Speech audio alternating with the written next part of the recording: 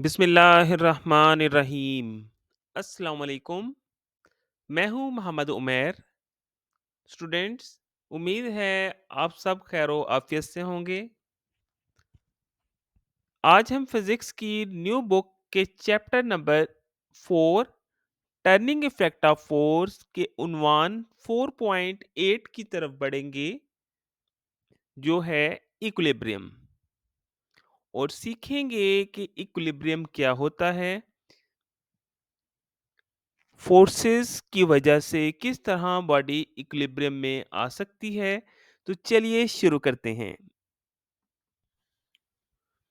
प्यारे बच्चों, न्यूटन के लॉज में अभी तक हमने सीखा कि जो बॉडी रेस्ट में है वो रेस्ट में ही रहती है, और जो बॉडी मूव कर रही है वो मूव ही करती रहती है, अनलेस उसके ऊपर कोई एक्सटर्नल फोर्स अमल दरामद ना कर रही हो। इसके अलावा सेकंड लॉ में हमने सीखा कि जब हम किसी बॉडी पर फोर्स लगाते हैं तो उसमें एक्सेलरेशन प्रोड्यूस्ड होती है। जब उस पर फोर्स जीरो होगी तो उसमें कोई एक्सेलरेशन प्रोड्यूस नहीं होगी। जितनी हम उस पर फोर्स लगाएंगे उतनी ही उसमें एक्सेलरेशन प्रोड्यूस्ड होगी। अब हम बढ़ते हैं अपने आज के टॉपिक की तरफ, जो है इक्विलिब्रियम। तो बेटा, अगर तो बॉडी में एक्सेलरेशन प्रोड्यूस नहीं हो रही तो बॉडी हमारी कहलाएगी इन स्टेट ऑफ इक्विलिब्रियम। जैसा कि आप लेफ्ट साइड पे देखें तो टेबल पर पड़ी हुई कुछ किताबें आपको दिखाई दे रही होंगी, जो कि अपनी ही पोजीशन पर मौजूद हैं। अगर इसमें चेंज नहीं आ रहा तो ये इक्विलिब्रियम में कहलाएंगी। इसी तरह एक स्टूडेंट आपको रोप पर चलते हुए दिखाई दे रही होगी। अगर तो इसकी वेलोसिटी सेम रहती है, वेलोसिटी में चेंज नहीं आता, तो इसका मतलब कि इसमें एक्सेलरेशन प्रोड्यूस नहीं हो रही। तो अगर एक्सेलरेशन प्रोड्यूस नहीं हो रही तो ये भी हमारे पास इक्विलिब्रियम का स्टेट कहलाएगा। इक्विलिब्रियम की मजीद मिसालों पर गौर करें तो आप रूटीन लाइफ में आपको बेशुमार चीजें इक्विलिब्रियम में दिखाई देंगी। कमरे पर रखी एक दीवार पर लगी हुई सीनरी पे भी अगर हम गौर करें तो वो भी एक इक्विलिब्रियम के स्टेट में हमें दिखाई दे रही होगी, जिसमें अपवर्ड फोर्सेस और डाउनवर्ड फोर्सेस को ऐसे बैलेंस्ड किया जाता है कि नेट फोर्स उसके अंदर जीरो होती है। और जब उसके ऊपर नेट फोर्स जीरो होगी, इसका मतलब उसमें एक्सेलरेशन जीरो है, तो वो स्टेट ऑफ इक्विलिब्रियम में कहलाएगी। इसी तरह दीवार पर लगा हुआ बल्ब,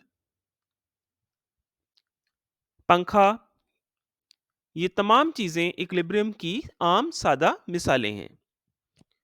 अब हम इससे आगे बढ़ते हैं और देखते हैं कि इक्विलिब्रियम कितने किस्म का होता है। अब हम बढ़ेंगे इक्विलिब्रियम की टाइप्स की तरफ। तो बेटा, इक्विलिब्रियम की पहली टाइप है static equilibrium. A body is said to be in static equilibrium if it is at rest.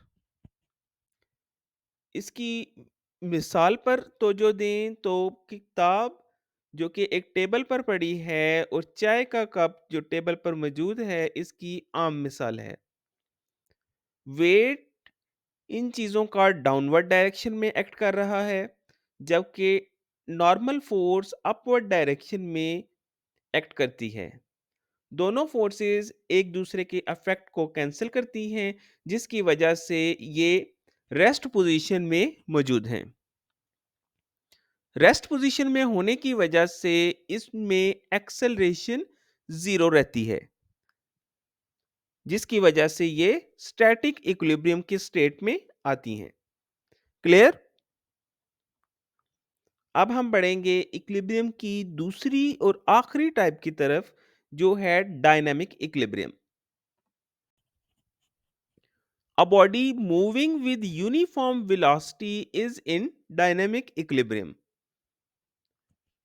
इसकी मिसाल पर अगर हम तो जो दें तो पैराट्रूपर जो कि अपनी फ्लाइट स्टार्ट करने के चंद सेकंड बाद अगर हम इसके मोशन पर गौर करें तो इस पर जो डाउनवर्ड फोर्स जो ग्रेविटी की एक्ट कर रही है और एयर रेजिस्टेंस दोनों एक दूसरे को बैलेंस्ड कर लेती हैं और एक फिक्स्ड वेलोसिटी के साथ पैराट्रूपर अपना मोशन कंटिन्यू रखता है, जो कि डायनामिक इक्विलिब्रियम की एक आम मिसाल है, क्योंकि इस केस में एक्सेलरेशन प्रोड्यूस्ड जीरो होती है, जो कि एन इक्विलिब्रियम की डेफिनेशन के मुताबिक है, जो कि कहती है कि बॉडी को इक्विलिब्रियम में होने के लिए इसमें एक्सेलरेशन जीरो होनी चाहिए। क्योंकि बॉडी यूनिफॉर्म वेलोसिटी से मूव करती रहती है, तो यहाँ एक्सेलरेशन जीरो होने की वजह से ये डायनामिक इक्विलिब्रियम की एक अच्छी मिसाल साबित होती है। क्लियर?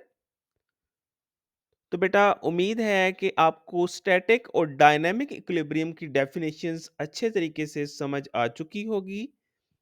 एक दफ़ा मैं दोबारा आपके लिए रिव्यू करता चलूं, अगर तो बॉडी रेस्ट में है तब भी इसमें एक्सेलरेशन जीरो है और वो स्टैटिक इक्विलिब्रियम में आएगा। अगर बॉडी मूव कर रही है और मूव करते हुए भी बॉडी का एक्सेलरेशन जीरो है, तो वो डायनामिक इक्विलिब्रियम में आएगी। क्लियर? तो बेटा आज की वीडियो में सिर्फ इतना ही। इसी तरह की मोर इंटरेस्टिंग वीडियोस देखने के लिए चैनल को लाइक और सब्सक्राइब करना मत भूलिएगा। शुक्रिया। अल्लाह हाफिज़।